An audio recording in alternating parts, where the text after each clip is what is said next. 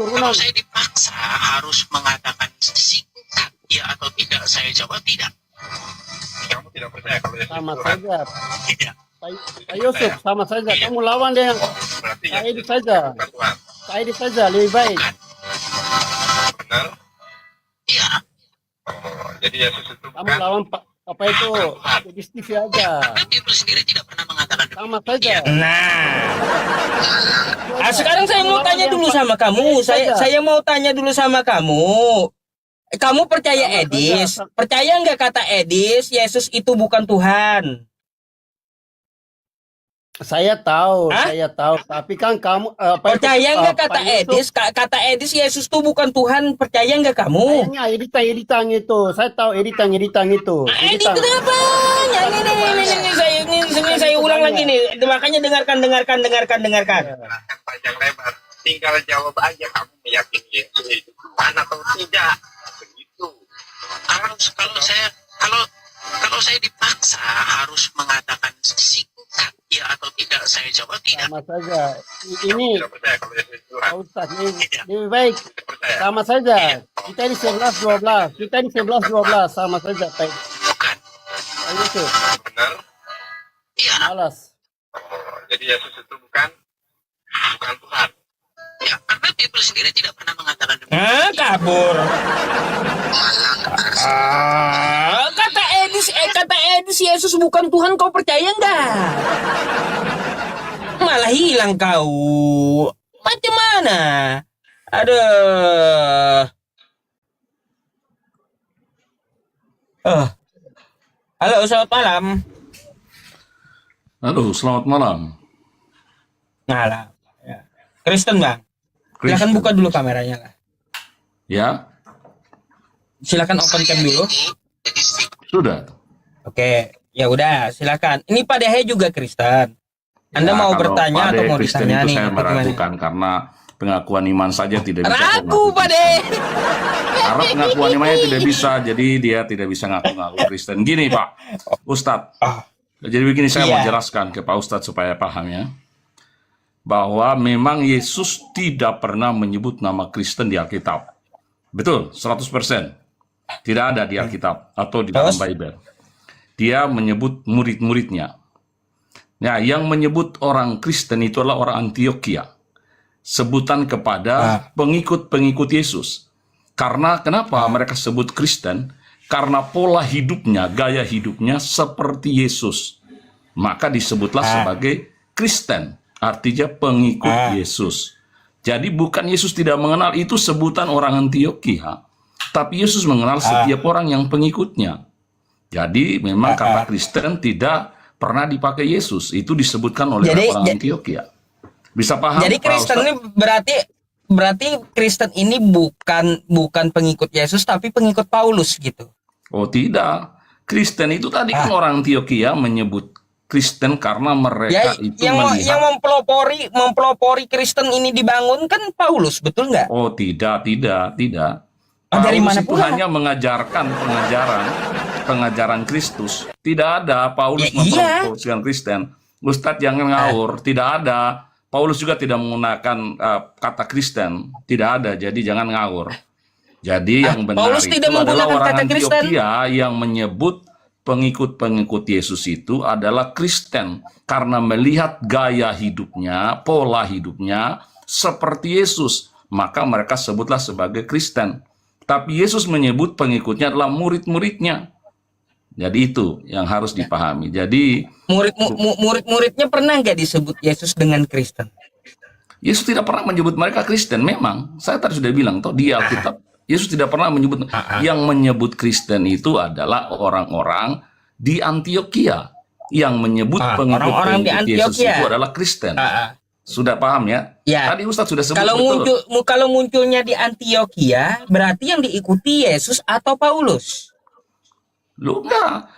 Orang-orang Antioquia itu melihat pengikut-pengikut Yesus, murid-murid Yesus itu memiliki pola hidup, gaya hidup, cara bicara, pengajarannya, semuanya seperti Yesus. Maka disebutlah sebagai Kristen.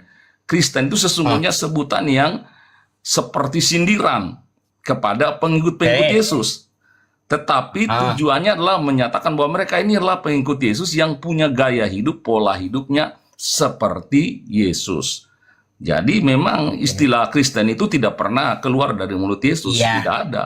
Baik, berarti Cuma secara bahasa pengikut-pengikutnya kan yang kayak gitu. disebut oleh orang. Jadi kalau misalnya orang ikut Pak Ustadz PI dan berkata pengikut Ustadz PI, Pak Ustadz kenal, tapi sebutan nama orang mungkin dengan istilah sindiran lain, tapi Pak Ustadz kenal pengikut-pengikutnya. Sama juga dengan Yesus begitu, mengenal Kalau gini murid-muridnya. Pak, ya. Cuma istilah nama itu Kalau saja. saya gini, saya mengajar kepada murid saya, lalu saya meninggal dunia. Nah, habis itu 70 tahun ke depan ada orang ngasih gelar kepada murid saya. Kan kayak gitu ceritanya. Betul. Nah, Karena mereka tahu. berarti saya mereka nggak tahu sebutan itu, sebutan apa, kan kayak gitu. Iya, karena mereka tahu bahwa murid-murid tahu Pak Ustadz punya pengajaran, orang-orang yang menyebut pengikut-pengikut Pak Ustadz itu mereka tahu pengajaran Pak Ustadz, dan murid-murid itu memiliki gaya hidup seperti pengajaran yang Pak Ustadz ajarkan. Baik. Baik. Nah, Bisa jadi paham ya? memang saya udah tahu ceritanya begitu. Iya, Dari kalau sudah Antioquia tahu. Yesus tidak kenal Kristen. Makanya yang saya tanya, kalaunya mengklaim bahwa dirinya adalah pengikut Kristus, pengikut Yesus, apa yang diikuti? Di ajaran-ajarannya Apa yang saja? diikuti. Hah? Apa saja? Oh, banyak sekali ajaran Yesus kan di dalam Alkitab itu ada banyak sekali ajaran-ajarannya. Ajaran Iya, apa kasih saja, misalnya. Pak, ajaran? Mengapa orang Antioquia menyebut pengikut Kristus itu Kristen karena punya gaya hidup seperti Kristen, di mana mereka mempraktekkan kasih. Praktekkan kasih itu apa? Mereka mengasihi Terus orang apa lagi? yang walaupun mereka memusuhi, mereka dianiaya, tetapi mereka tidak Selain membalas. kasih apa lagi, Pak? Nggak Ada mungkin banyak Yesus cuma sekali mengajarkan kasih. pengajaran Ya, Yesus apalagi? yang mereka ikuti. Apalagi itu? Mengampuni orang yang walaupun berbuat kesalahan Terus? tetap diampuni. Prinsip yang pertama adalah ajaran Yesus adalah ajaran kasih. Prinsip kasih, kalau orang menampar pipi kananmu, beri pipi kirimu. Artinya tidak membalas kejahatan dengan kejahatan, tetapi membalas setiap kejahatan dengan Ya, kebaikan. pola hidup Itulah kayak prinsip Yesus kasih. kan kayak gitu. Pola hidup kayak Yesus. Kan ketika Anda mengaku Kristen, pola hidup juga harus seperti Yesus. Nah, Yesus Betul. itu kan disunat di hari ke-8. Anda sunat nggak? Oh, kalau itu kan tradisi Yahudi untuk masalah sunat. Loh, lah ini kan tradisi. Ngaku-ngaku Ustaz harus membedakan antara pengikut tradisi Kristus. sama ajaran. Tradisi Kalau tidak Anda bisa mengaku, dijadikan kan sebagai Anda ajaran. menyampaikan, Apakah Ustaz di kalaunya Kalimantan punya sebagai tradisi Kristen, apa tidak? kata Saya Anda tanya. tadi harus pola hidupnya itu sama dengan Kristus, betul nggak? Iya, tapi ajarannya Ya udah, bukan Yesus- masalah tradisinya. Yesus pola hidupnya ya di hari ke-8 pola hidupnya dia disunat. Anda sunat nggak? Betul, masalah sunat itu tidak masalah. Orang Kristen juga disunat, dan sunat itu bukan karena, coba dengarkan Ustadz, kalau sunat di Kristen itu bukan karena sunat karena menjalankan agama, tapi faktor kesehatan. Sementara kalau ajaran Alkitab mengajarkan bahwa yang sunat yang penting itu bukan sunat fisik, tapi sunat hati yang paling penting. Itu ajaran Alkitab. Hatinya yang harus sunat, bukan fisiknya. Fisiknya disunat tapi hatinya tidak disunat, tidak ada artinya. Ustadz disunat tetapi hatinya hati yang kotor, hati yang tidak bersih. Itu tidak ada artinya. Yang penting hatinya yang bersih, itu yang penting, bukan masalah tubuhnya. Anda baca nggak Kejadian 17 tuh? Oke, Apa kejadian yang itu disunat? perjanjian lama. Yang tadi saya katakan itu tradisi Yahudi. Nah, kalau Ya iya, sunat kan memang dari perjanjian lama toh. betul, dalam perjanjian baru juga tidak dilarang orang sunat, tapi Yesus mengajarkan bahwa yang paling penting itu adalah sunat hati, bukan sunat fisik. Jadi kalau Di orang mau mana sunat itu fisik tidak apa-apa, sunat tidak hatinya? dilarang kok. Apakah dilarang Yesus melarang orang sunat fisik? Tidak ada. Tetapi yang Di paling mana penting Yesus mengatakan sunat hatinya. hati? Sunat. Ya, hatinya itu yang harus dibersihkan dari hal-hal yang kotor. Di mana tertulisnya? Loh, katanya Ustadz sudah baca Alkitab sampai berkali-kali. Ya kok tidak tertulisnya ngerti. di mana? Sunat hati itu di mana tertulisnya? Ya, Kata kalau Yesus, baca kata Alkitab Anda. pasti, karena ya sudah ada ajarannya bahwa yang Ya paling iya, penting di mana sunat itu? hatinya. Anda menyampaikan sunat hati, ada kata Yesus, di mana tertulisnya?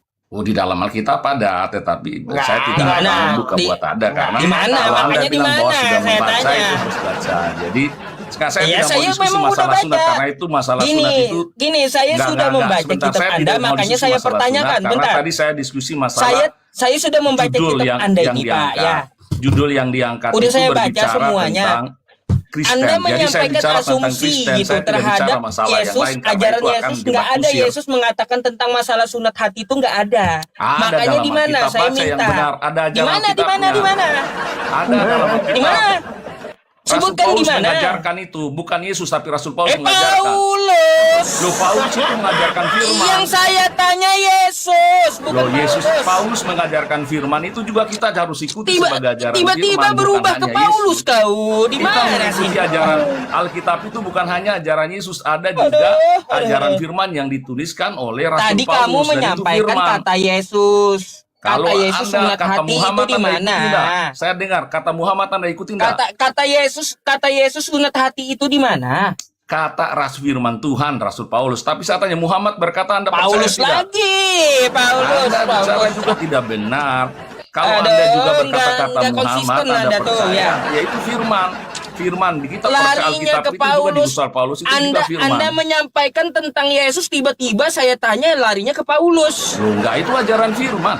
Itu ajaran firman. Firman Tuhan Lah, itu Anda dari Kejadian sampai menyampaikan Wahyu dan tentang Yesus dalam kok. perjanjian baru itu ada surat-surat Rasul Paulus.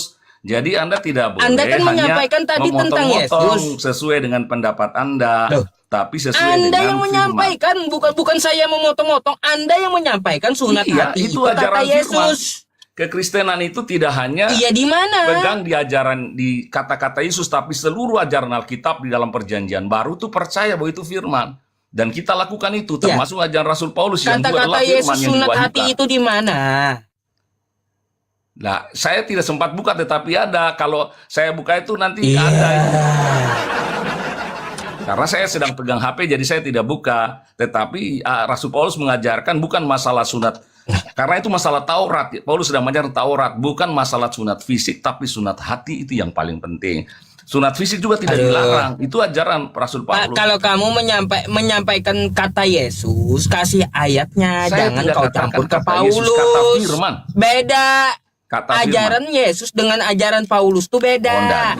Iya, bedanya di mana? Itu sama-sama kita percaya. Jadi jangan makanya Ustadz P ini selalu memotong-motong sesuatu yang sesuai dengan pikirannya, tapi tidak sesuai dengan ajaran yang kami yakini. Jadi kamu jangan memaksakan apa yang kamu punya pikirkan sama dengan apa yang ajarkan kami, tidak bisa. Kagak usah saya yang Islam ya, Pak ya. Padahal yang Kristen aja tahu ajaran Paulus Pak, dengan Yesus tuh beda, antara langit dan bumi Nah, Pak. berlawanan. Enggak, itu pada itu iman Kristen yang tidak benar. Ya, itu iman yang hanya iman-iman aja tapi tidak benar. Yesus Karena yang orang yang punya iman yang benar itu tidak mungkin membedakan ajaran Yesus dengan ajaran daripada Rasul Paulus atau ajaran firman Tuhan. Semua apa yang difirmankan itu adalah ya dan amin. Bentar dulu, Jadi Pak. apa yang Yesus ajarkan, Pak Dehe mau ngomong, silakan maupun Pak Dehe. Yesus yang apa yang Paulus ajarkan itu sama kita percaya, tidak bisa. Ya, Pak Rudi, saya mau tanya ini, kita sesama Kristen, lalu tadi Bapak bernarasi bahwa ajaran Yesus dengan ajaran Paulus sama. Tapi setelah saya baca Alkitab berbeda, Bang. Ajaran Yesus menggenapi hukum Taurat di Matius 5:17 dan sementara ajaran Paulus membatalkan hukum Taurat di Galatia, di Efesus 2:15. Nah, mana yang Abang lebih cenderung percaya kepada Yesus atau kepada Paulus? Coba jelaskan kesamaan. Nah, dijawab tuh. Dibuka dulu mic-nya. Mic-nya dibuka dulu. Pak Rudi, mic-nya dibuka dulu. Makanya perhatikan Pak, gantian ngomong kita, gantian ngomong. Pak Rudi, mic-nya dibuka dulu. Mic Anda dibuka dulu Pak. Pak Rudi, mic-nya dibuka dulu. Insya Mic Anda dibuka dulu Pak Rudi, mic-nya. Oke, sudah saya buka, sudah. Jadi begini Nah, Pak makanya, Pak D, gantian itu ngomong Bapak kita. salah pemikiran itu. Makanya saya meragukan kekristenan Pak D, karena kalau Ya, Bapak bilang silakan, percaya Paulus atau silakan, percaya Yesus itu silakan, adalah salah. tanggapi Orang Kristen sesuai tidak percaya data, Paulus sebagai Tuhan. Yesus itu Tuhan. Paulus itu hanya sebagai alat yang dipakai Tuhan untuk mengajarkan kebenaran. Jadi kita tidak bisa membuat percaya Paulus atau para Yesus, tidak bisa. Kalau Bapak punya iman seperti itu salah. Itu berarti Bapak punya iman yang tidak benar. Imannya hanya orang Kristen itu percaya hanya kepada Yesus sebagai Tuhan dan Juru Selamat. Titik. Tidak ada lagi percaya Paulus atau percaya rasul-rasul lain. Tidak ada. Mereka itu hanya alat yang dipakai Tuhan untuk menyampaikan firman. Dan itu Paulus itu bukan sekedar kata-kata dia semata-mata, tapi ilham dari Roh Kudus yang membuat dia menulis setiap kata-kata firman. Jadi kita tidak bilang apa percaya Paulus atau Paulus mengajarkan firman, menulis tentang firman, bukan Tuhan, dia bukan Tuhan. Yang Tuhan itu adalah Yesus Kristus yang harus kita percayai. Jelas ya Pak Dea? Jadi kalau Bapak punya iman masih begitu ragu-ragu, saya khawatir Bapak ini tidak sungguh-sungguh percaya Yesus. Bapak Gantian hanya ngomongnya. ngaku Kristen tapi tidak sungguh-sungguh percaya Yesus. Kalau percaya Yesus sungguh-sungguh tidak boleh membandingkan. Karena Yesus tidak bisa dibandingkan dengan yang lain. Dia satu-satunya Tuhan dan Juru Pak Selamat. Dehe, Yang harus buka dipercayai. mic-nya Pak Dehe. Gantian kita ngomongnya. Ya. Pertanyaan saya Pak Rudi, kata Pak Rudi, ajaran Yesus sama dengan ajaran Paulus. Siapa yang bilang Tetapi- begitu? Siapa yang bilang begitu? Tadi narasi Pak Rudi mengatakan bahwa ajaran Yesus sama dengan ajaran Paulus. Siapa yang bilang begitu? Lah Bapak tadi.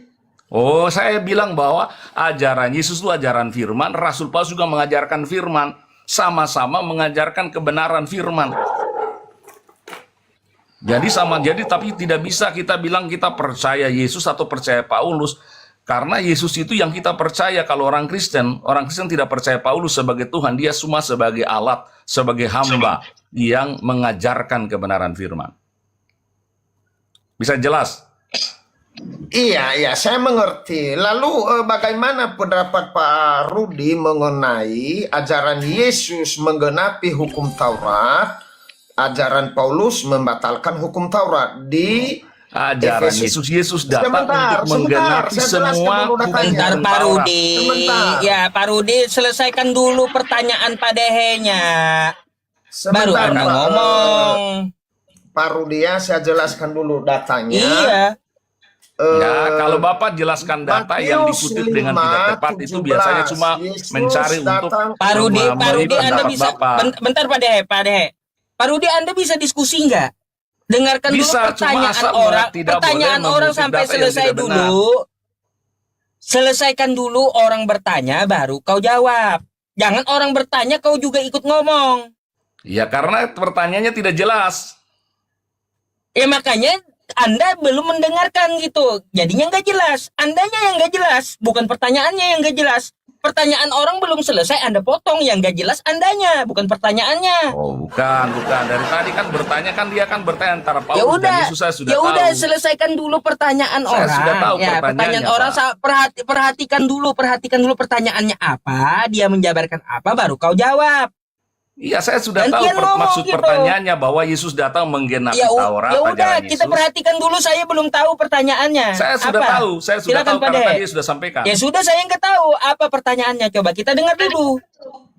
Saya sudah dengar tadi, Pak. Saya sudah tahu pertanyaannya. Ya, sebentar Pak Itulah. Rudi ya. Biar saya Ulang. jelaskan bahwa Yesus datang untuk menggenapi hukum Taurat, tetapi di Efesus 2:15 bahwa Paulus datang untuk membatalkan hukum Taurat. Lalu Siapa yang coba baca ayatnya, Pak? Jangan Bapak bilang Paulus datang membatalkan. dulu.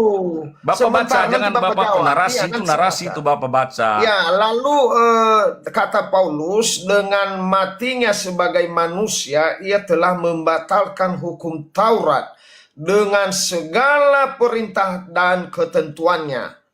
Lalu dari mana Paulus tahu bahwa Yesus meninggal lalu semua hukum Taurat itu batal? Dari mana? Ya, Coba jelaskan. ini saya dengar Pakai ya. data. Sudah selesai. Pakai data. Ya, pakai data. Silakan. Sudah selesai. Bapak punya bacaan itu tadi sudah selesai ya. Jadi, mengapa Rasul Paulus berkata begitu? Karena dengan Yesus mati, dia menggenapkan semua hukum Taurat itu, di mana hukum Taurat itu sudah digenapi sehingga tidak berlaku lagi, maka disebut batal. Itu artinya sudah tidak berlaku karena sudah digenapi. Bapak bisa paham artinya?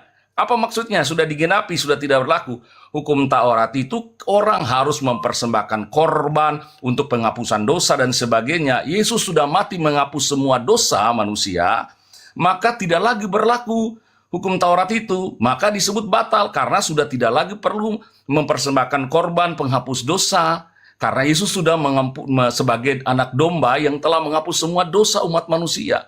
Itulah yang disebut Rasul Paulus di situ konteksnya. Jadi kalau baca ayat itu lihat konteksnya, maksudnya apa? Ini maksud adalah maksud penyelamatan yang sudah selesai.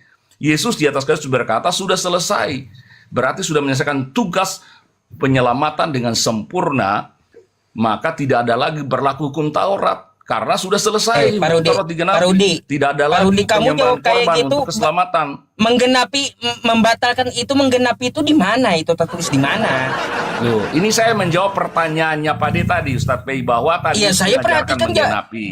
saya perhatikan jawaban Anda. Yesus itu menggenapi, bukan membatalkan. Yang ditanyakan pada itu kenapa Iya. Paulus mengatakan bahwa Yesus itu membatalkan? Dengan matinya Mana datanya? maka itu membatalkan kan? Tadi kan dia baca ayat begitu. Ya mana? Kamu di mana? Di mana gitu menjelaskan yang membatalkan seperti dikatakan Paulus itu Yesus kapan membatalkannya? Dengarkan, makanya saya nggak maksud Paulus itu menjelaskan bahwa dengan matinya Yesus itu matinya hukum Taurat itu artinya sudah tidak berlaku. Itu kan sama dengan batal, tidak berlaku kan? Artinya bahwa Asumsi kau berarti. Loh enggak, kamu yang tidak tahu karena dengan begitu Tertulis di orang tidak mana lagi kayak memberi gitu? korban persembahan untuk Tertulis penghampunan di mana dosa. kayak gitu? Karena dosa sudah diampuni. Tertulis di mana? Yesus sudah mengampuni segala dosa umat manusia Yang seperti di atas kayu kamu salib. katakan itu tertulis di mana? Apanya? Yang kamu katakan itu tertulis di mana? Loh yang tadi dibacakan oleh Pak D tadi, yang tadi dibacakan itu yang saya jelaskan. Makanya nggak ngerti gitu dia pertanyaannya Pak Dehe. Nah itu yang tidak mengerti, itu yang pikirannya yang tidak paham. Makanya perhatikan Iya. pertanyaan Pak Dehe itu apa? Iya, Sudah, saya Gitu sudah loh. mengerti. Yang tadi dia sudah baca. Karena itu Yesus Aduh, telah aduh, menyelesaikan aduh, semua Pak tugasnya, Rudi, maka Pak Rudi, hukum Taurat itu sudah tidak berlaku lagi. Sudah Oke, tidak Pak berlaku. Rudi, oke. Dosa-dosa Oke, saya- sudah diampuni. Kalau Iya, mau iya. percaya Yesus, dosanya Saya- diampuni. Tidak saya perlu pakai ikuti korban lagi untuk menghapus narasi- dosa. Seperti perjanjian lama di dalam Taurat itu, orang harus bawa korban untuk penghapusan dosa. Sekarang percaya Yesus, dosa sudah diampuni, sudah dihapuskan. Karena itu tidak Saya berlaku ikuti lagi hukum narasi Taurat Pak itu. Rudi. Pak Rudi, saya ikuti narasi Anda bahwa dengan meninggalnya Yesus, segala hukum Taurat batal. Betul? Tidak, itu konteksnya apa? Konteksnya konteks keselamatan penghapusan dosa. Bapak baca ayat itu harus baca, jangan hanya bilang itu masalah dengan penghapusan dosa yang sudah tidak berlaku. Karena orang Yahudi dengan hukum Taurat itu harus mempersembahkan korban untuk penghapusan dosa. Sekarang di dalam perjanjian baru kita tidak pertanyaan perlu. berikutnya, Karena itu Pak Rudi. sudah selesai, sudah diselesaikan Yesus di atas kayu salib, maka sudah tidak berlaku lagi. Iya, Jadi itu yang saya jelaskan. oke. Tapi saya tidak mau diskusi lebih lebar. Saya tadi masuk karena istilah Kristen ini saya mau luruskan seperti Sebentar, apa Pak yang Rudi. menjadi judul. Jangan Ya. turun dulu, Pak Rudi. Jangan turun biar seru. Pertanyaan saya, kapan Allah berfirman kepada Paulus, nanti ketika Yesus meninggal, kau sampaikan firmanku ini bahwa segala firman Tuhan Bapak akan ini batal. mengaku Kristen tapi Bapak punya Nah, pertanyaannya aneh. Bang, kita Kristen, kita harus baca kitab kita. Kapan Allah berfirman kepada Paulus untuk menyampaikan ayat ke Efesus 2:15 ini? Kapan Allah berfirman kepada Paulus? Ya. Karena Bapak di dalam kalau percaya gereja, surat-surat Rasul Paulus itu gimana, Pak? Tidak, saya tanya kembali dulu, Pak D. Sebentar.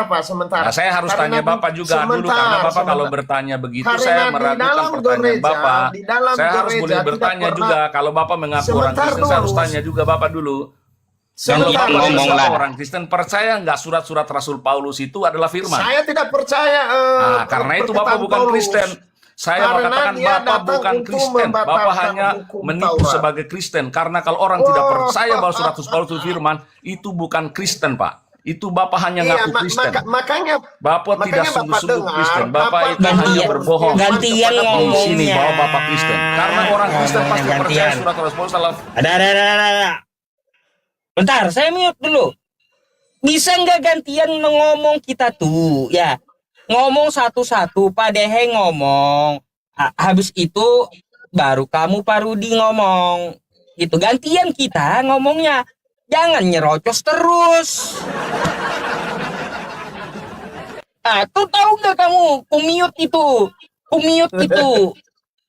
Mic kamu tuh kumute Pak Rudi. Makanya kamu nggak mau mendengarkan tapi nyerocos melulu gitu. Pak Rudi nih ngomong terus dia. Oke ya. Jadi saya kan tadi tanya Pak De untuk memastikan apakah dia benar Kristen. Sebab orang Kristen, orang yang percaya Yesus pasti meyakini bahwa surat-surat Rasul Paulus adalah firman Tuhan. Kalau Pak De ini tidak meyakini, maka dia bukan Kristen. Dia hanya mengaku Kristen. Karena orang Kristen, semua orang Kristen di dunia percaya bahwa surat-surat Rasul Paulus adalah firman Tuhan. Kalau bilang tidak firman Tuhan, ya jelas sudah tidak benar. Berarti Pak De ini hanya ngaku Kristen yang hanya muncul ke atas untuk dipakai untuk membantah ajaran Kristen. Padahal sesungguhnya dia bukan Kristen. Orang Kristen Pak pasti Rudi, percaya. Pak Tidak ada Rudi. orang Kristen yang tidak percaya surat Rasul Paulus itu bukan firman, Pak. Itu Pak yang saya Rudi. katakan. Kalau itu Pak berarti Rudi. sesat, ajarannya sesat itu. Itu sesat, bukan Gantian Kristen. Pak Rudi, gantian. Jangan ngomong terus. Gantian Pak Rudi. ngomong. Iya, Ngomongnya. harus saya jelaskan supaya Bapak ngerti. Karena Bapak bertanya sesuatu yang jelas sudah tidak menunjukkan bahwa Bapak itu Iya, punya nanti iman Pak kepada Rudi, Yesus. nanti Pak Rudi dijawab saja singkat, gak usah ngomong terus kayak perempuan ya. Oh, enggak, saya harus jelaskan supaya Gak usah jelas supaya ngomong Bapak terus. ngerti. Nanti bisa-bisa kau diomelin habis ini, bisa-bisa diomelin di rumah. Ada yang ngomelin saya mau jelaskan bertanya, firman kok. Pak Rudi, kapan Allah berfirman kepada Paulus bahwa ketika Yesus meninggal dunia, maka Paulus harus menulis di dalam kitab bahwa dengan matinya sebagai manusia, maka segala hukum Taurat itu dibatalkan. Kapan Allah berfirman kepada Paulus? Itu Ya, pertanyaan Allah saya. berfirman kepada Paulus dalam menulis surat-suratnya itu. Semua surat-surat yang ditulis oleh Rasul Paulus Iya, di kepada mana? jemaat di Di mana Galatia, Enggak, Efesus, pertanyaan saya Korintus, kapan? semua itu adalah firman dari Allah kepada Rasul Paulus untuk dituliskan. Dan itu tahun-tahunnya sudah ada. Kalau kita belajar kitab itu sudah ada. Kapan, waktunya sudah Iya, ada. datanya di dalam Alkitab itu di mana bahwa Allah berfirman kepada Paulus, tulis ini Paulus. Itu pertanyaanku. Loh. Jangan kamu bodoh-bodohin orang Kristen. Nggak ada, Nggak boleh Anda itu. yang ngawur karena semua surat-surat Rasul Paulus itu adalah firman, ilham dari Ada Allah yang ngawur, kepada Rasul Paulus untuk ada yang dituliskan. ngawur. Coba Nah, baca itu kan itu. ngawur. Bapak yang ngawur karena Bapak tidak percaya Mana kepada datanya? kitab. Coba kau keluarkan datanya di mana? Mana Ya, datanya? karena Bapak tidak Mana percaya datanya sama kitab. bahwa Kalau Allah orang berfirman Kristen itu kepada percaya Paulus? firman Tuhan itu seluruh kitab perjanjian baru, baik yang ditulis Rasul Paulus, Rasul Petrus, Rasul Yohanes, semuanya itu firman Tuhan. Firman Tuhan dari mana? Ya, bukan datang dari langit yang jatuh lalu kemudian langsung diambil, tapi itu firman Tuhan yang diilhamkan melalui Iya, kapan mereka untuk Tuhan menuliskan. berfirman Jadi ya semua kepada yang ditulis Rasul Paulus itu Paulus? firman yang telah diilhamkan oleh Allah untuk dituliskan Rasul Paulus. Jadi Bapak jangan tanya kapan ya. nggak Kapan ada kalau tanya kapan datanya ya sampai kamu, kapan Ini Pak ini Rudi. mau saya waktu aja atau kayak gimana nih? Apanya Iya, itu Pak? lebih- Mau saya waktu aja atau kayak gimana? Waktu apa? Ya waktu Pak Rudi. Gantian supaya ngomongnya saya- 3 menit gitu. Iya karena saya pertanyaan Pak D Enggak, ini karena kamu nggak dan bisa tidak tenang, Pak menunjukkan Rudi. bahwa dia itu sungguh-sungguh percaya Kamu nggak kepada menghormati Yesus. lawan diskusi kamu gitu. Kalau kamu mau diskusi, saya kasih waktu aja 3 menit. Ya silakan aja, tapi saya ingin menjelaskan karena Pak D ini tidak sungguh-sungguh Ya Kristen. udah, Kalau dia mengaku kalau Kristen, saya ragukan kalau dia 3 menit bahwa dia sudah saya Kristen. tutup nanti mic-mu kayak gitu. Ya, Gimana? apanya? Mau nggak pakai waktu? Pakai waktu itu silakan aja. Ya udah, Pak Dehe dulu. Kamu diam dulu. Pak Dehe 3 menit, Pak Dehe. Ya, baik Pak Ustadz. Jadi pertanyaan saya kepada Pak Rudi, coba jelaskan di mana datanya bahwa Allah berfirman kepada Paulus ketika Yesus meninggal di kayu salib sebagai manusia bahwa seluruh hukum Taurat itu batal. Ya, jadi Bapak Rudi coba jelaskan jelas-jelasnya. Jangan kamu pakai karangan atau doktrin. Tetapi coba jelaskanlah sesuai data. Kamu keluarkan datanya. Contohnya saya mengeluarkan data bahwa Yesus datang untuk menggenapi hukum Taurat di Matius 5:17, dan Paulus berfirman di sana di Efesus 2 ayat 15 dengan mengatakan, sebab dengan matinya sebagai manusia ia telah membatalkan hukum Taurat dengan segala perintah dan ketentuannya. Jadi pertanyaannya, di mana Paulus menerima firman Allah itu sehingga perkataan Yesus di Matius 5 ayat 17 itu bisa dibatalkan? Silakan Pak Rudi, saya tidak menunggu 3 menit. Silakan keluarkan datanya. Iya. Sudah selesai pertanyaannya? 3 menit, Sudah silakan. selesai? Oke. Kau lihat waktunya di atas Jadi- kepalamu ya Pak Rudi ya. Ya. Waktunya ada di atas Jadi, kepala Anda tuh. Oke, jadi datanya seperti yang Bapak baca itu adalah firman. Saya harus katakan apa yang Bapak baca tadi surat Rasul Paulus itu adalah firman. Firman Tuhan melalui Rasul Paulus untuk dituliskan bagi orang-orang percaya, bagi jemaat Tuhan yang surat-surat Rasul Paulus kebanyakan kepada jemaat-jemaat Tuhan, baik jemaat Efesus, jemaat Galatia, jemaat Korintus, jemaat Roma. Nah, semua itu adalah firman. Jadi, kapan Tuhan berfirman? Ya ketika Tuhan berfirman, Rasul Paulus menulis itu adalah firman. Dan kami percaya, orang-orang Kristen percaya bahwa semua yang dituliskan Rasul Paulus itu adalah firman. Karena itu datang dari ilham yang dari Roh Kudus kepadanya untuk dituliskan.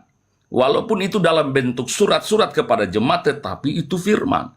Dan keyakinan kami sebagai orang-orang Kristen, orang-orang yang percaya kepada Yesus, bahwa semua yang dituliskan itu firman. Jadi kalau Bapak tanya kapan Allah berfirmannya, pada waktu Paulus menulis surat itu firman.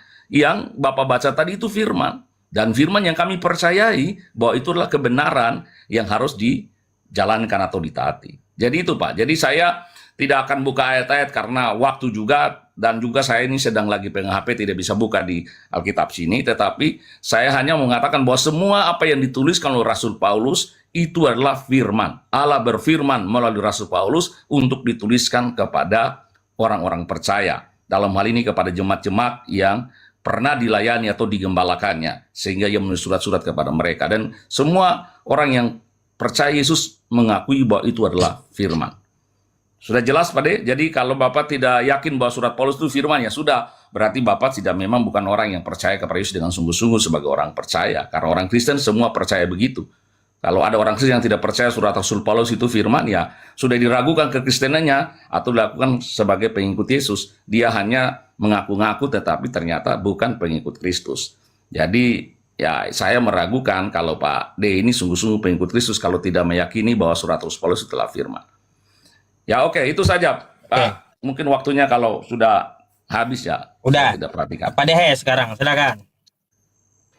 Iya, Pak Rudi ternyata hanya menang ngomong terus tadi. Menang ngomong terus. Satu yang ditanya, satu yang dijawab. Pertanyaanku itu kapan Allah berfirman kepada Paulus? Tetapi satu yang kutanya, satu yang kau jawab. Akhir kata kamu tidak bisa menjawab, lalu Anda mengatakan bahwa Anda ragu kekristenan Anda. Nggak usah ragu, ya. Saya itu percaya kepada Allah dan percaya kepada Yesus, Pak Rudi, ya. Jadi saya itu percaya kepada Yesus sebagai utusan Allah Bapa.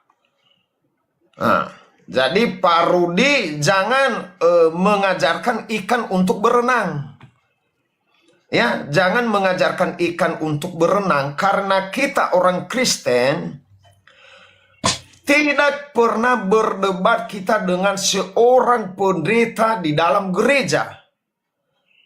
Ya. Mereka khotbah di gereja hanya mendengar kita. Apapun yang dia khotbahkan, satu dia baca, satu dia khotbah. Akhirnya kita tidak paham, gagal paham kita. Pentunjuk hidup kita, Pak Rudi, adalah Alkitab sebagai orang Kristen.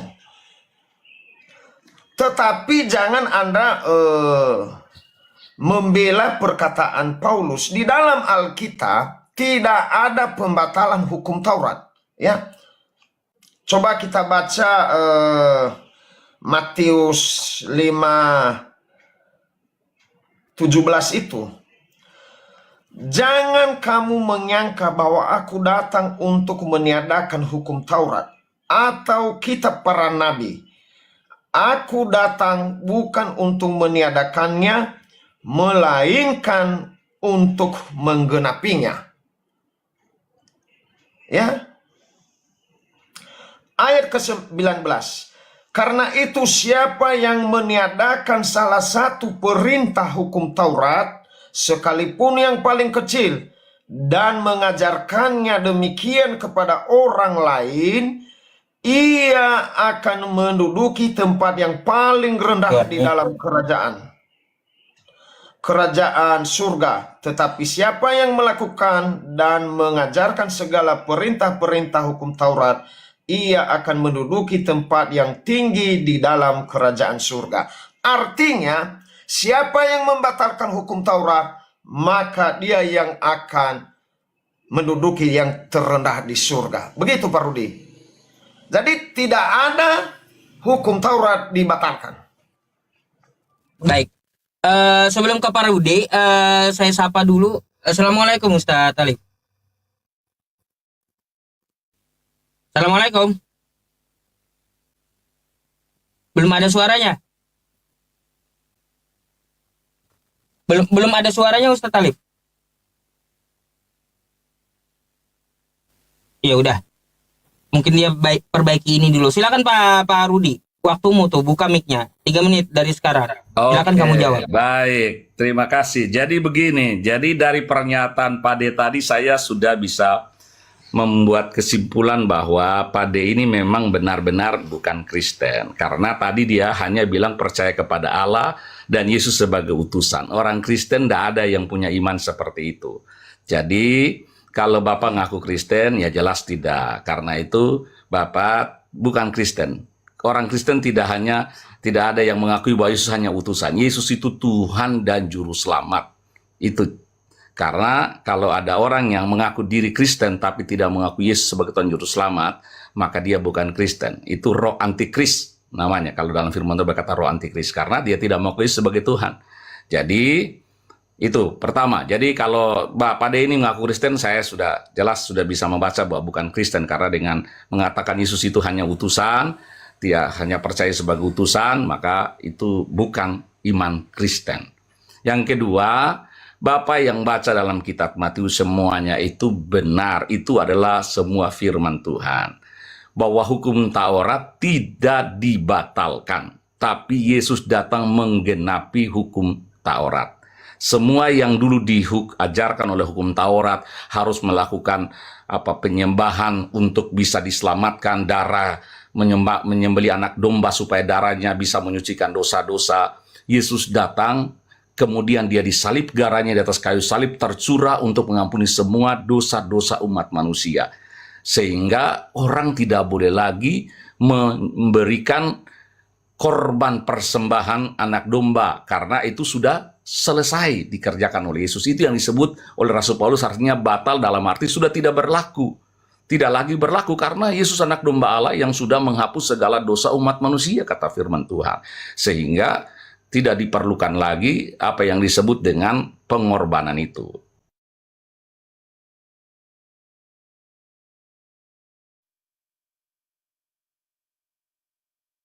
Ngelak.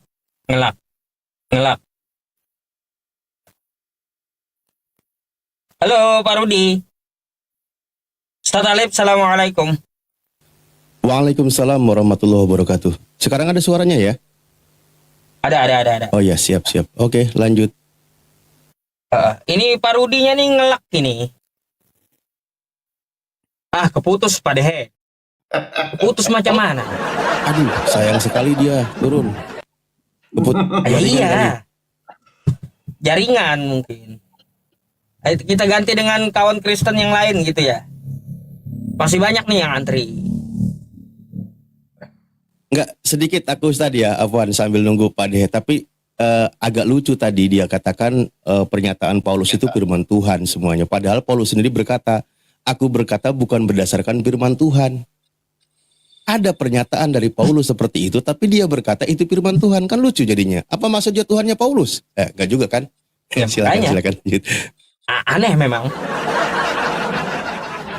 Jadi gini ya teman-teman. Kita muslimnya 2, saya sama Ustadz Alif, Pak Dehe sama Kristennya 2 juga gitu, biar adil gitu ya. Halo, selamat malam. Wahyu, selamat malam. Pak Depi nih. Masa Depi ini? Dia pernah punya akun Wahyu, tapi nggak tahu dia apa bukan ini. Bentar dulu.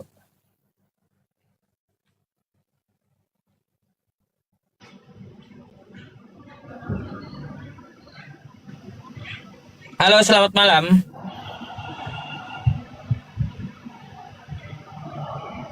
Selamat malam. Aduh, ini kenapa berhala pada naik?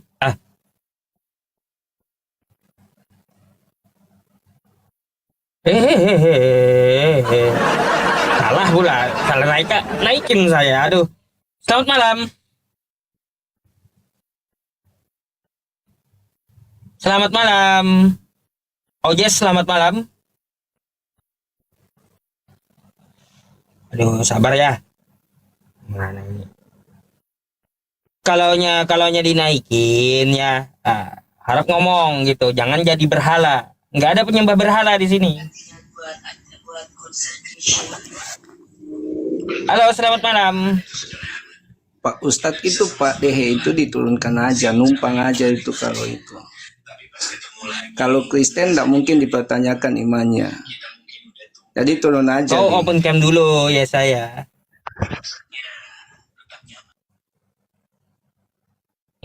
Nggak jelas sekali kau.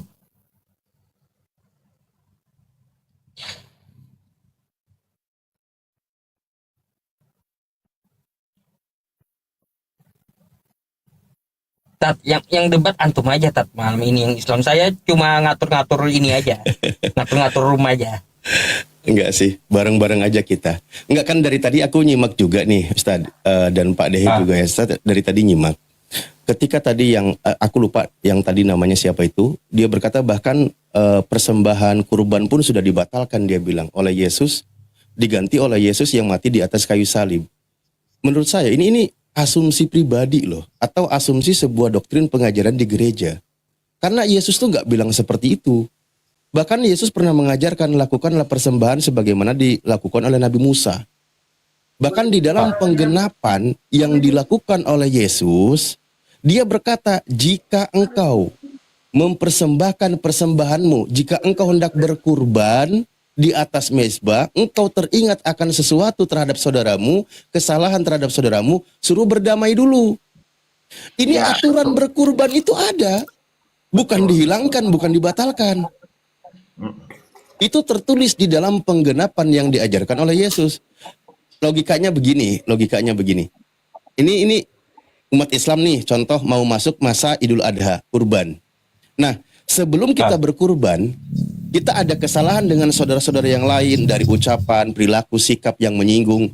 Ajaran Yesus kami suruh berdamai dulu, maaf-maafan dulu, mohon maaf lahir dan batin, minal aidin wal faidin, kayak gitu. Habis itu baru melakukan kurban.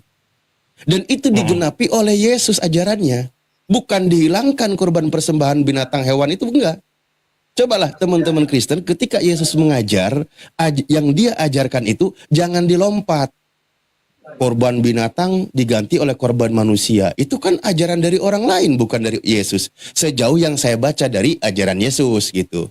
Ya itu aja dulu, terima kasih. Baik, kita sapa dulu Ustaz Alif nih, pengamanan Selat Hormuz nih. Halo, selamat malam. Selamat malam. Sorry, saya umat muslim tidak ikutan saya. Oh, baik bang. Oke. Kita cari kawan Kristen yang mau diskusi ya, sabar.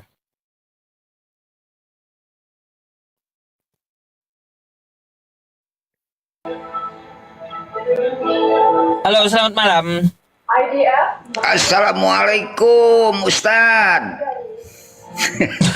Waalaikumsalam. Iya, Islam, Bang. Iya. Turunkan aja. Baik, kita cari Kristen dulu ya. Boleh, Assalamualaikum.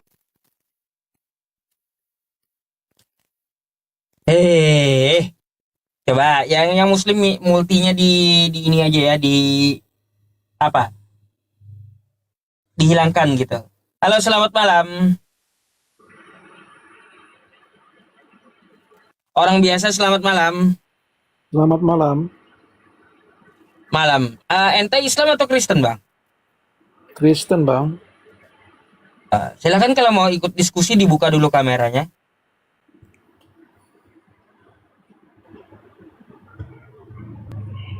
Oke, terima kasih.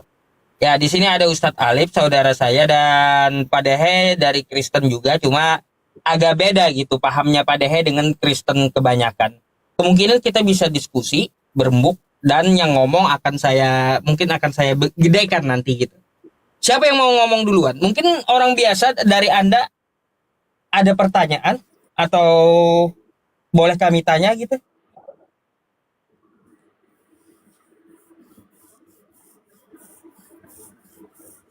Ya, saya cuman menyampaikan bahwa pandangan kita ini berbeda. Contoh, tadi sudah dibahas oleh Ustadz Alif tentang kurban. Kalau dari Muslim tetap harus setiap Idul Adha memberi kurban. Sementara kita, pandangannya beda. Karena Yesus sudah sekali mati untuk selama-lamanya tidak perlu berkurban. Karena kurban itu kan dilakukan oleh orang Yahudi juga. Mazhab Yahudi mengadakan kurban. Gitu. Yang tadi di Ustadz Alif tentang persembahan itu, persembahan memang harus berdamai dulu supaya hati baik. Tapi korban yang dilakukan setiap tahun oleh orang Yahudi, menurut ajaran Yesus tidak perlu lagi karena dia sudah sekali untuk selama-lamanya. Tidak perlu ada kurban lagi. Ini pandangan yang nggak bisa ada titik temunya Pak Ustadz Yusuf Pei. Dari sisi Muslim, pandangannya gajah itu dari depan, belalai dan telinga. Sementara pandangan Kristen tentang kurban, gajah itu dari samping. Jadi nggak ketemu. Ya kan gitu. Jadi kalau kita diskusikan sejauh apapun, nggak akan bakal bertemu. Cara pandangnya beda masing-masing. Oke. Itu aja sih. Aku yang turut menanggapi ya, karena ini tadi mengomentari komentar saya ya. Gini Pak, sebentar ya. Aku nggak kelihatan namanya. Pak, yang saya sampaikan tadi bukan ajaran Muslim, bukan dari ajaran maksudnya di dalam kitab kami, bukan dari ajaran Kristen yang diajarkan oleh Paulus, bukan. Yang saya sampaikan tadi adalah ajaran Yesus yang pernah diucapkan oleh Yesus ketika dia datang ke muka bumi untuk menggenapi hukum Taurat dan kitab para nabi. Itu ajaran Yesus, Pak. Bukan ajaran dari yang saya sebutkan tadi. Saya itu tadi ngasih contoh. Kenapa justru umat Islam ketika merayakan hari raya hari kurban, sebelum ada perayaan, kami memang terbiasa maaf-maafan, bahkan dari semalam mohon maaf lahir batin, ada takbiran dan sebagainya, tanpa kami membaca kitab Anda, karena kami memang sudah punya aturan. Tapi yang saya baca Pak, Matius 5 nomor 17, kan pengakuan Yesus. Aku datang bukan untuk meniadakan hukum Taurat dan kitab para nabi. Aku datang bukan untuk meniadakannya, melainkan untuk menggenapi, kata dia. Nah, penggenapan itu salah satunya uraiannya tentang kurban, Pak. Karena gini kata Yesus, ada orang yang harus dihukum ketika membun-bun, kata Yesus. Tapi aturan Yesus yang harus dihukum itu bukan hanya membunuh. Berkata kasar, berkata bodoh kepada saudaranya harus dihukum. Makanya kata Yesus, kalau kamu mau berkurban di atas mezbahmu, kamu suruh berdamai dulu dengan saudara-saudaramu. Sebelum kau berkurban, setelah berdamai baru kembali, silakan lakukan persembahan, lakukan berkurban. Itu aturan Yesus ketika dia mengajar. Ajaran Yesus itu, Pak. Nah, kalau Bapak tidak setuju dengan ajaran Yesus ini, Ya mungkin hak Bapak, karena Bapak Kristen. Yesus mengajarkan ini di tengah kaum Yahudi. Yesus mengajarkan. Bahkan dia berkata, jika hidup keagamaanmu, aturanmu tidak lebih benar daripada orang-orang Yahudi dan ahli Taurat, orang-orang Farisi, kamu tidak akan masuk surga, kata Yesus. Kan gitu. Nah, ini ajaran Yesus. Tapi kan Bapak mengatakan tadi, oh sudah diganti kurbannya oleh Yesus di atas kayu salib. Itu kan ajaran Kristen, Pak.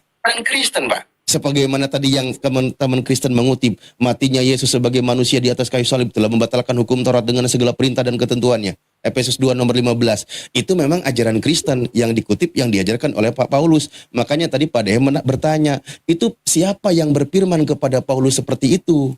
Kok berbeda dengan yang difirmankan oleh Yesus? Nah, kalau Anda katakan sudah dibatalkan, sudah tidak ada lagi, memang itu ajaran Kristen, tapi yang kami sampaikan ajaran Yesus berdasarkan pengakuannya di tengah Bani Israel. Itu maksudnya, Pak. Nah, tanggapilah. Pak Dehe mau ngomong? Oke. Lanjut. Tanggapilah Pak orang biasa. Tuh, saya besarin. Saya nggak perlu menanggapi ya. Memang sudah sudut pandangnya seperti itu. Dari saya seperti itu, dari Ustadz Alif seperti itu. Ya kan? Semua punya argumen masing-masing, cara pandang masing-masing.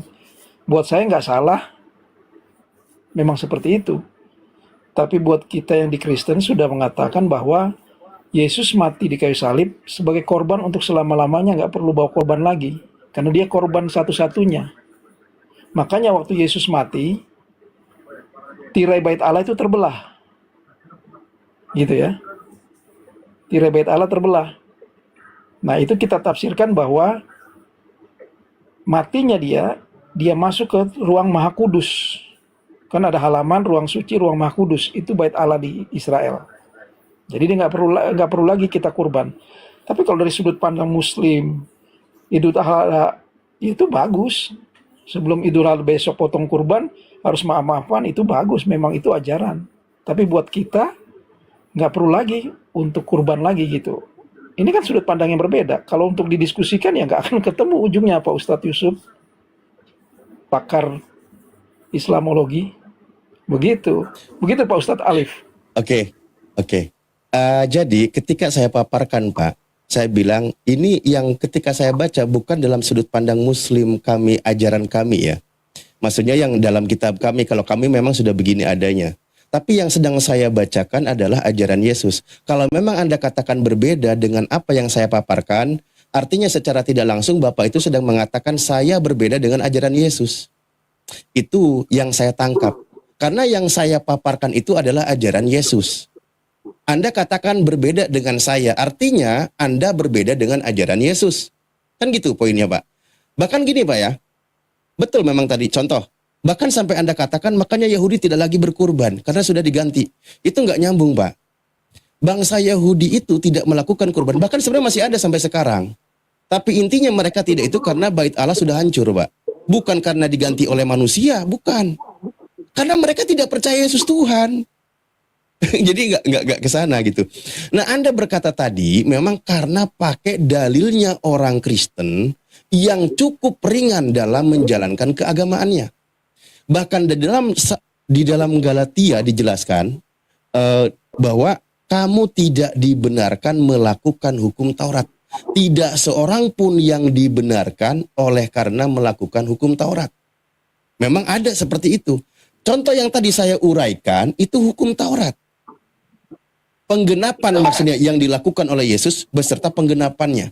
Tapi kalau buat Anda memang tidak itu. Apalagi tadi yang sangat-sangat cukup mendukung iman Anda sebagai seorang Kristen ketika mengutip Efesus 2 nomor 15. Matinya Yesus di atas kayu salib, hukum itu batal semua. Yang diajarkan oleh Yesus ini pun dibatalkan. Nah, Yesus menggenapi, ada orang lain membatalkan penggenapan hukum Yesus ini. Nah, yang membatalkannya ini menjadi agama Kristen. Anda kan yang mengikuti ajaran tadi Paulus itu, gitu loh. Nah, di sini Pak, jadi jangan katakan berbeda sudut pandang saya dengan Bapak. Tapi di sini letak poinnya adalah bagaimana Anda seorang Kristen, ternyata selama ini mengamalkan itu bukan dari ajaran Yesusnya, tapi dari ajaran orang lain yang menjual nama Yesus. Coba dicerna itu Pak. Bayangkan kalimat Yesus. Bapak sanggup nggak? Jika hidup keagamaanmu tidak lebih benar daripada ahli Taurat dan orang Farisi, kamu tidak akan masuk surga, kata Yesus. Bukan suruh mati di atas kayu salib masuk surga, bukan. Tapi harus lebih benar daripada ahli Taurat dan orang-orang Farisi. Kalau tidak lebih benar, Bapak tidak masuk surga. Menurut Yesus. Ya. Setuju nggak? Itu penggenapan loh. Penggenapan yang dilakukan oleh Yesus. Bukan karangan saya, bukan. Nah, silakan Mbak. Itu semua memang dicatat ya. Ketika Yesus sampaikan bahwa hidup keagamaanmu tidak lebih benar kalau tidak melebihi ahli Taurat dan orang Farisi. Tapi itu arti yang tersembunyi dari yang Yesus sampaikan. Gitu. Oh, jadi Bapak ini pokoknya inginnya beda aja dari ajaran Yesus gitu ya. Walaupun Yesus bilang seperti itu. Lah, itu harus dilakukan. Nah, makanya kalau harus dilakukan, kalimat berikutnya dikatakan masalah kurban pun tidak dibatalkan. Yesus berkata, selama belum lenyap langit dan bumi, satu titik pun tidak boleh ditiadakan dari hukum Taurat. Kata Yesus, selama belum lenyap langit dan bumi, kan gitu. Makanya dia menjelaskan, dia menguraikan ke bawah. Makanya kalau kamu mau masuk surga, ibadahmu, keagamaanmu itu harus lebih hebat daripada ahli Taurat dan orang Farisi. Orang Farisi, orang-orang Saduki, mereka itu ahli Taurat, sering mengajarkan tapi tidak mengamalkan. Ajaran Yesus datang menggenapi, bukan cuma mengajarkan tapi diamalkan. Kalau mau masuk surga. Kalau itu menurut Yesus. Tapi kan kalau Anda bisa pakai Roma 10 nomor 9, percaya Yesus Tuhan, mati di atas kayu salib, kamu selamat. Nggak perlu repot-repot lagi mendengarkan ajaran Yesus, kan gitu. Itu yang cocok dengan iman Anda.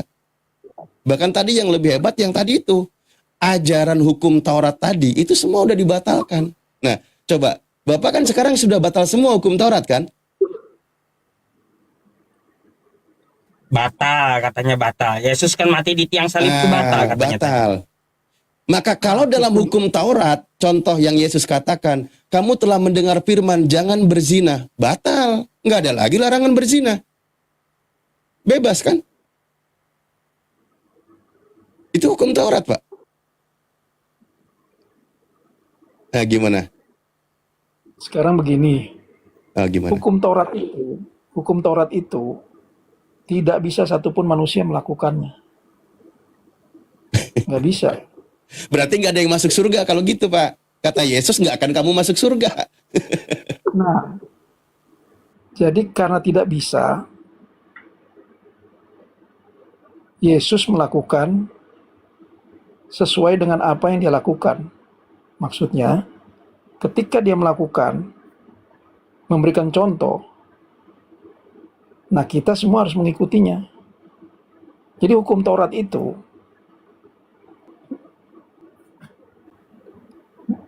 berlaku pada waktu zaman perjanjian lama. Nah, hukum Taurat itu dibantah oleh Yesus, hukum apa? Hukum kasih. Betul. Ustaz Talib, bentar. Kan saya mau tanya orang ini, Ustaz Talib. Iya. Bentar, Pak, orang biasa.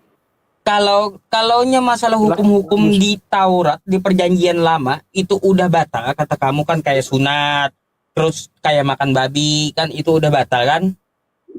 Nah, saya mau tanya, kenapa perpuluhan kagak batal? Kenapa?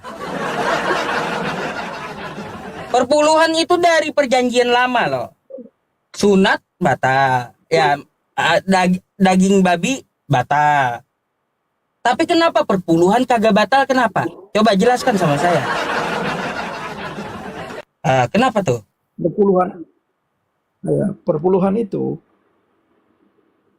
1/10 dari hasil orang yang bekerja. Iya, kenapa nggak batal? Padahal itu perjanjian lama.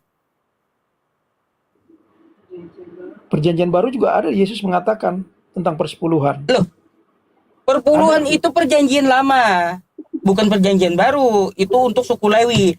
Sunat batal. Terus juga makan babi halal. Kan semuanya jadi batal tuh Taurat. Ya. Tapi kenapa perpuluhan kagak batal? Kenapa? Ada di perjanjian baru, Pak Ustaz. Ada di perjanjian baru, Yesus katakan, Apa alasannya yang lain, perpuluhan kagak batal? Padahal di perjanjian lama. perjanjian baru ada, Yesus bilang tentang persepuluhan. Yang lain boleh kamu lakukan, yang lain jangan diabaikan. Tentang pemberian, persepuluhan. Gitu. Nggak jelas kau jawabnya pula.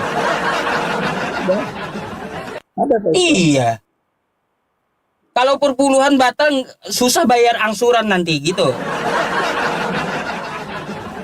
Ya, perpuluhan itu Kenapa coba? kewajiban ya buat orang Kristen untuk membantu pelayanan gereja. Begitu. Kalau yang Persepuluhan. sakit-sakit batal semua. Sunat sakit, batal. Ya, makan daging babi dulu haram, sekarang batal jadi boleh. Terus apalagi yang batal-batal di perjanjian lama? Banyak kalian batalin kan kayak gitu karena matinya Yesus di tiang salib. Nah, sekarang saya mau tanya, kenapa perpuluhan kagak batal? Ayo, jawab nih Kristen Indonesia, kenapa? Perpuluhan itu perjanjian lama. Enggak. Sementara perpuluhan itu digunakan untuk operasional gereja. Untuk uang kalau masalah duit kagak batal dah pasti dah. Lanjut Tat Alif. Kacau. Kalau pendeta nggak mungkin bisa makan kalau nggak ada duit dia. Harus ada duit. Udah diakui itu, udah diakui. Aduh ya Allah. Ya, tapi memang begitulah ya. Cuma gini jadinya kan saya bilang tadi, kalau memang semua sudah dibatalkan, artinya sudah tidak ada hukum lagi di dalam kekristenan. Contoh kan, di dalam ajaran Yesus itu, ketika dia datang mengajarkan, kamu telah mendengar firman jangan berzina. Nah itu hukum Musa itu, hukum Torah Musa. Artinya larangan berzina sudah dibatalkan kan? Berzina itu area daging, Pak Ustadz. Ya tahu lah. Area daging, area nafsu. Namanya area besi. Yang sunat hati tadi tuh, bukan sunat kulit katan. Sunat Kayaknya batal juga itu berzina, Bang. Kan ya, enak. makanya gini loh, Pak. Jangan terlalu diperumit dengan narasi-narasi bumbu ya. Maksudnya gini, Pak. Ketika tadi Anda katakan memang semuanya sudah batal, ketika Yesus berkata ada dalam hukum Torah Musa itu larangan berzina, artinya ini hukum ini kan sudah batal kan? Iya, batal Pak Ustaz. Tidak ada lagi larangan berzina. Nggak ada lagi hukum berzina, nggak ada. Bebas aja. Betul, Yesus pun membela orang berzina. Ilham.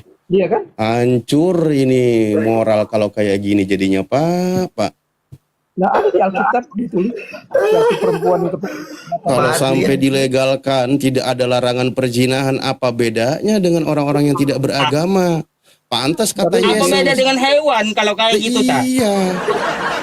Pantas kalau Yesus bilang, jika hidup keagamaanmu tidak lebih benar daripada ahli Taurat dan orang Farisi, kamu tidak akan masuk surga. Malah Bapak itu semua aturan sudah batal, larangan zina udah nggak ada. Aduh, bisa-bisa pantas aja bebas buka terus. Semua tamu Pak Ustaz hari malam ini luar biasa. Tadi saya katakan Yesus membela orang perempuan berzina kan? Nah, apalagi malah perlu ada perzinahan kalau gitu. Aduh, kacau. Sebenarnya ini kesalahpahaman aja, bukan membela masalah berzinanya. Tuduhannya, buktinya kurang kuat. Itu. Nih, ini dengerin Pak ya. Saya baca nih data. Ini saya serius loh. Kedapatan berzina dia. Loh, siapa? Ada berapa Perempuan saksi? itu. Nah, makanya saksinya nggak mau kasih tahu. Makanya Yesus pura-pura tulis di tanah kan? Loh, Siapa yang makanya pertama? belum jelas saksinya, Pak. belum jelas saksinya, sehingga Yesus itu memberikan syarat yang lebih berat gitu loh untuk memutuskan. Kalau Anda katakan orang dituduh jinah, orang berjinah itu dibela, artinya memang Anda itu ingin melegalkan perjinahan di negara kita dan mereka wajib dibela. Ini nggak boleh ini, Pak. Nggak terlalu jauh Pak Ustadz kalau bela ke sana. Ini kan kasus perempuan yang dibela oleh Yesus. Tujuannya supaya dia Ya bertobat. karena tuduhan itu saksinya kurang kuat, Pak, kalau kita baca. Tapi saya izin baca sekali lagi. Ini kata Yesus ya. Kamu telah mendengar firman, jangan berzina. Kan gitu. Itu jelas firman Tuhan. Karena apa? Di dalam Torah Musa, hukum zina itu dijelaskan memang hubungan suami istri, hubungan laki-laki dengan perempuan di luar pernikahan, maka statusnya berzina. Coba, ini Yesus berkata ajarannya. Tetapi aku berkata kepadamu, jika engkau memandang seorang wanita dan menginginkan di dalam hatinya, kamu sudah berzina dalam hatinya. Nah, ini aturan siapa ini yang barusan dikatakan oleh Yesus? Aturan Yesus kan? Iya, betul. Nah, hukum zina itu ditambah. Lebih berat hukumnya. Lebih berat, bukan dihilangkan. Kalau menurut Yesus. Makanya dia berkata, jika matamu yang kanan menyesatkan engkau, cungkilah matamu itu. Lebih baik engkau masuk ke dalam kerajaan surga dengan satu mata daripada kau dengan utuh dengan tubuhmu dicampakkan ke dalam neraka. Iya. Ajaran Yesus. Jadi perzinahan itu levelnya itu ditambah, kualitas hukuman perzinahan itu ditambah. Bukan hanya hubungan badan aja, tapi bagaimana memandang dengan hasrat, dengan nafsu, menginginkan ada zina dalam hati, mata. Itu dosa. Sampai Yesus katakan cungkilah matamu. Kalau ajaran Yesus. Kalau Anda kan tadi jangankan memandang. Orang zina aja harus dibela yang hubungan badan. Karena hukum Tauratnya sudah batal kan? Saya tadi bawa di kasusnya Yesus tadi, dibela oleh Yesus. Ya kan? Sehingga dia tidak dirajam dengan batu. Perkataan Yesus bilang apa? Kalau ada di antara kalian yang merasa tidak berdosa, dia duluan yang lempar batu. Begitu kan? Betul. Dan terbukti yang berani kan? Nah, terus sebenarnya yang berani lempar batu duluan itu Yesus karena dia nggak punya dosa. Tapi Yesus sama-sama nggak mau melempar berarti sama-sama merasa berdosa, Pak. Coba, bagaimana tadi ketika Yesus berkata memandang karena menyebabkan zina hati, suruh dicungkil matanya oleh Yesus. Iya betul. Ya betul. Aturan Yesus kan gitu. Iya, tidak hubungan badan aja, tidak melakukan hubungan badan, itu ada konsekuensi disuruh dicungkil mata. Apalagi hubungan badan, ya dirajam. Makanya kalau buka di Yohanes 8 tentang perzinahan itu, kalau kita lihat memang karena kurang kuat saksinya. Jadi main tuduh aja, saksinya itu nggak jelas gitu. Jadi nggak bisa main hukum kayak gitu. Makanya Yesus berkata, siapa di antara kalian yang tidak berdosa suruh melempari duluan. Gitu. Jadi memang menyelesaikan satu masalah ya, itu maksudnya. Nah, jadi kalau merujuk kepada ajaran Yesus tadi, ajaran Yesus yang dia berkata menggenapi, itu jelas Pak, bukan dihilangkan, bukan. Tapi digenapi, ditambah poin-poinnya. Hukum perzinahan ditambah. Bahkan contoh yang tadi saya katakan di 21-nya, bahwa kalau ajaran Nabi Musa itu harus dihukum ketika orang membunuh. Ternyata ajaran Yesus berkata kasar, berkata bodoh kepada saudaranya, itu dicampakkan ke dalam neraka. Membenci itu membunuh. Suami istri membenci satu sama lain, dia membunuh. Ajaran Yesus ya. Bukan membunuh kayak... Membenci membunuh. Mana sih kok jadi ngarang? Pak, Padahal. Coba dibaca deh kitabnya, dibaca Pak. Jangan gini, saya sih minta, tapi Anda sih saya paham sih, karena Anda kan dari Kristen biasanya dalil-dalil Paulus yang paling cocok dengan iman Anda. Tapi kalau saya baca dalil-dalil Yesus, memang Kristen berat. Gini Pak, coba saya baca sekali lagi ya, saya baca nih, dengerin Pak. Di dalam Matius tadi, bahwa kamu telah mendengar firman kepada nenek moyang kita, jangan membunuh, siapa yang membunuh harus dihukum, kata Yesus. Tetapi, nah itu kan hukum Torah Musa tuh. Hukuman membunuh itu kan dibunuh lagi kan. Nah, kalau Yesus berkata, tetapi aku berkata kepadamu, setiap orang yang marah terhadap saudaranya harus dihukum. Marah itu membenci kan? Nah, Itu maksud saya Dihukum. tadi. Berkata Iya, benar. bodoh, berkata jahil kepada saudaranya, orang itu dicampakkan ke dalam neraka. Ini bayangkan hukumannya berat loh. Anda berkata kasar kepada yang lain, ke neraka, Pak. Ajaran Yesus. Iya, Lebih berat daripada Torah Musa. Iya, betul. Ya Memang iya. begitu. Memandang Berarti tidak wanita saja. dihilangkan kan hukumnya?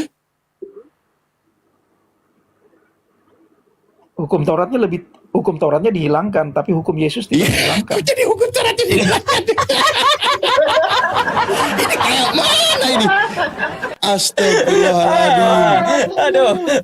Berarti Macam apa ini? Berarti kalau kata Bapak ini, kalau membunuh orang tidak dihukum, tapi kalau berkata kasar dihukum. Ya kan? Membunuh itu hukum Taurat Musa.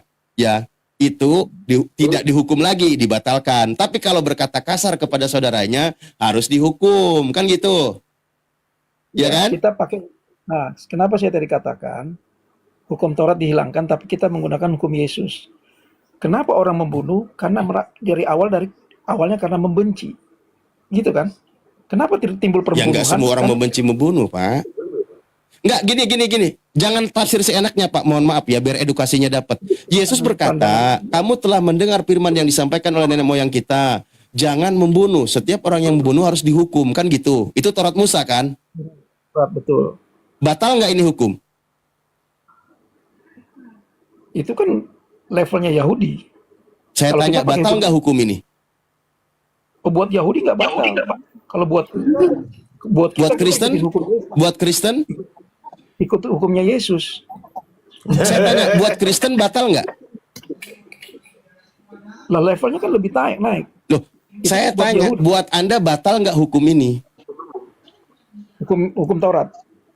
Yang iya, itu kan larangan membunuh kan hukum Taurat. Buat Anda batal nggak sebagai seorang Kristen? Kita udah nggak hidup di hukum Taurat. Tahu, berarti sudah batal hukumnya.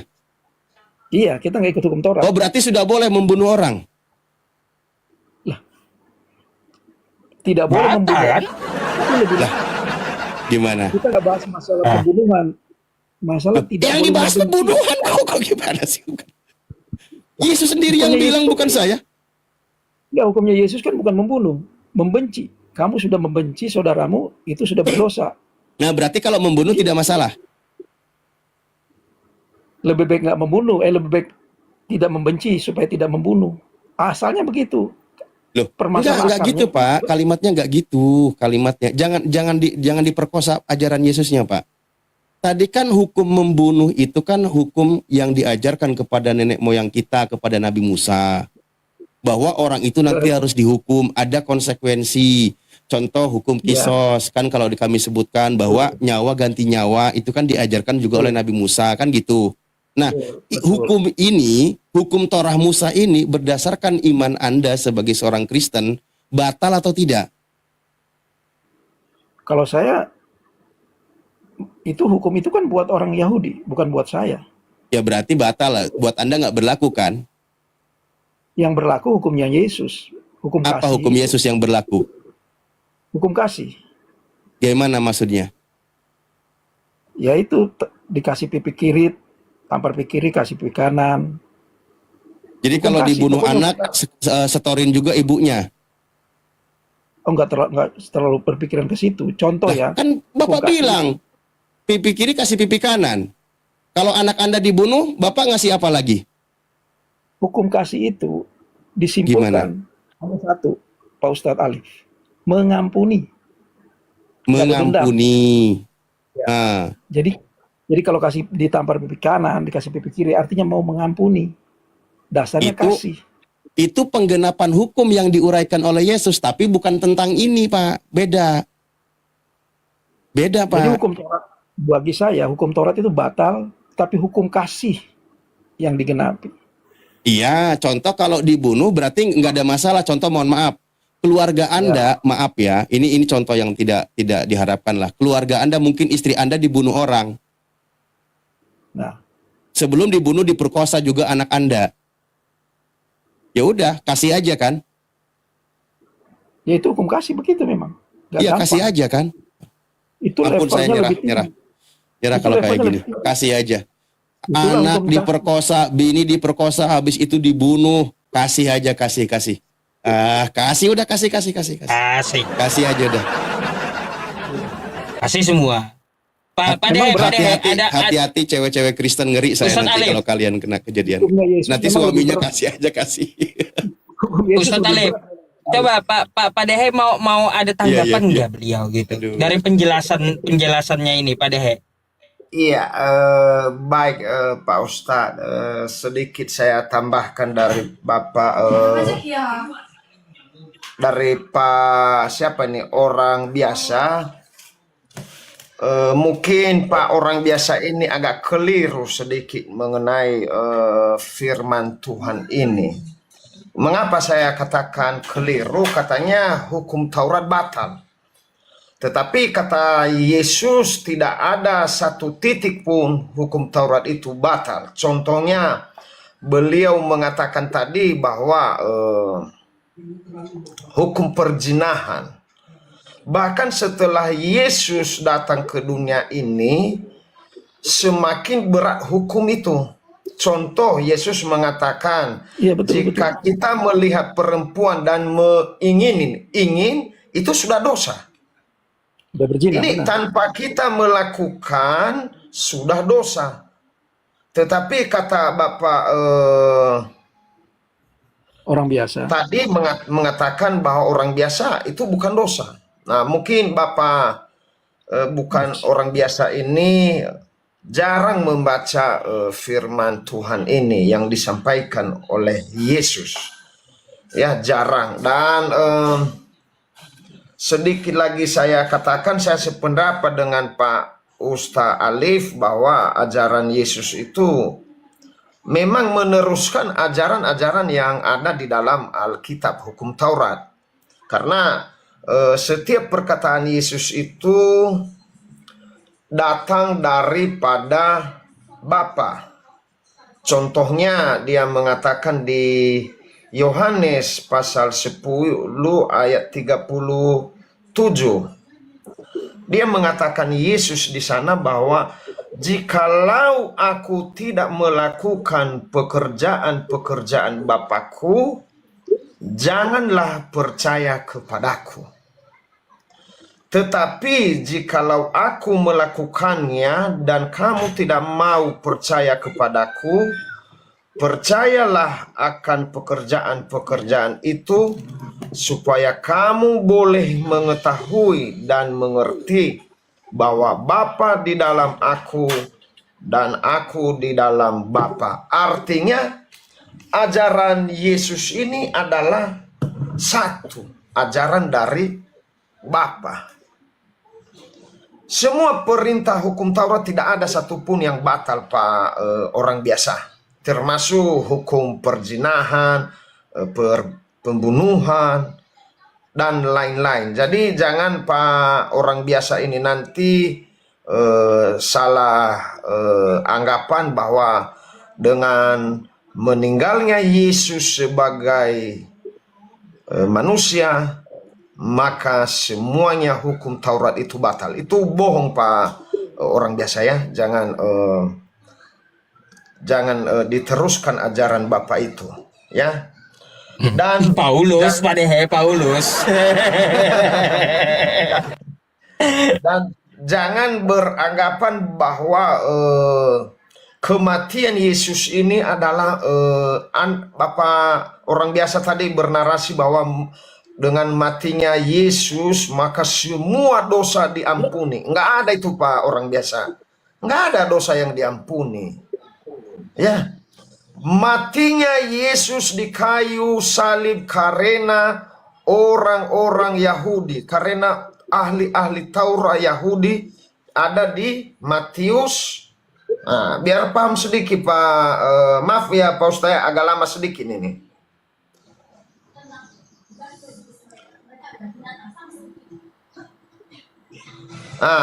Meninggalnya Yesus atau pengaliban Yesus itu Pak orang biasa bukan untuk mengampuni dosa seluruh manusia, bukan. Tetapi dia meninggal karena dia dihukum mati. Matius 27 ayat 1. Ketika hari mulai siang, semua imam, kepala dan tua-tua bangsa Yahudi berkumpul dan mengambil keputusan untuk membunuh Yesus. Jadi bukan rencana Allah itu, bukan rencana iblis, tapi rencana semua ahli-ahli Taurat Yahudi. Bukan juga untuk mengampuni seluruh dosa manusia. Ya, jangan nanti setelah Yesus mati di kayu salib lalu orang biasa bebas melakukan dosa karena ada perkataan bahwa dengan matinya Yesus di kayu salib maka mengampuni dosa semuanya. Itu omong kosong. Ya. Tergantung bagaimana amal, perbuatan, kebaikan Pak orang biasa dan saya, itulah yang menyelamatkan kita. Ya mungkin sekian Pak orang biasa, sekian Pak Ustadz, itu saya luruskan kepada Bapak orang biasa. Ada tanggapan orang biasa, Pak? Orang biasa. Kalau nggak ada, saya cari Kristennya yang lain nih, yang antri. Assalamualaikum Saya nggak kasih Ustaz. tanggapan. Assalamualaikum Bunda. Waalaikumsalam warahmatullahi wabarakatuh. Alif, Assalamualaikum. Kasih tanggapan Pak Yusuf Ustaz ini. Pak Doha ini udah ngawur. Ah, ngawur. Yang bener Pada dibilang yang ngawur. Astagfirullahaladzim. Kalau kau mengatakan pada yang ngawur, kasihlah data gitu, buktikan pada yang ngawur, di mana ngawurnya dia. Jangan kau cuma asumsi pakai mulutmu sendiri, nggak ada datanya.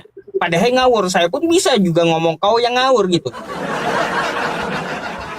Iya, keluarkan datanya Pak orang biasa. Tadi saya mengutip dari Matius 27 ayat 1 dan Yohanes 10:37. Silakan dibantah.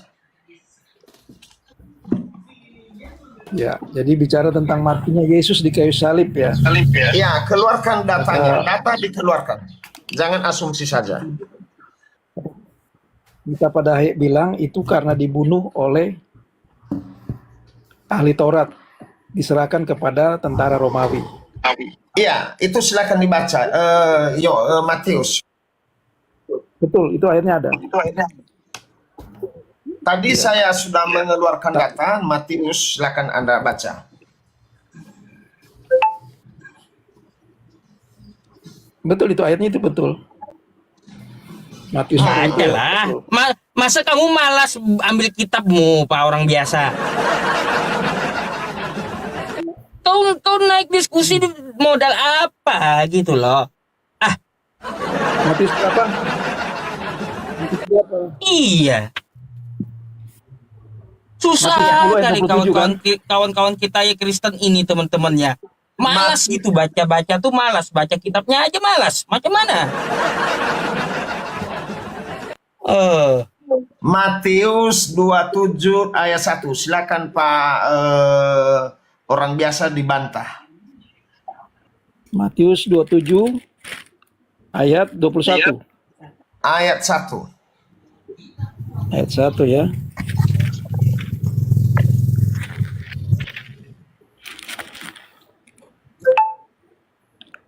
Ketika hari mulai siang, semua imam kepala dan tua-tua bangsa Yahudi berkumpul dan mengambil keputusan untuk membunuh Yesus.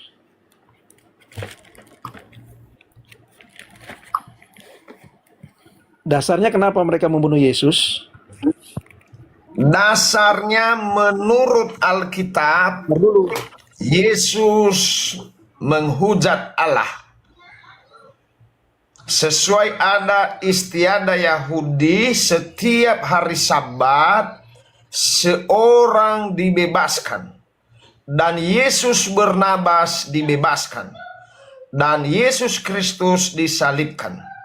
Silakan dibaca di Alkitab. Makanya Bapak orang biasa jangan hanya berasumsi, tetapi pedoman hidup kita sebagai orang Kristen adalah di dalam Alkitab itu.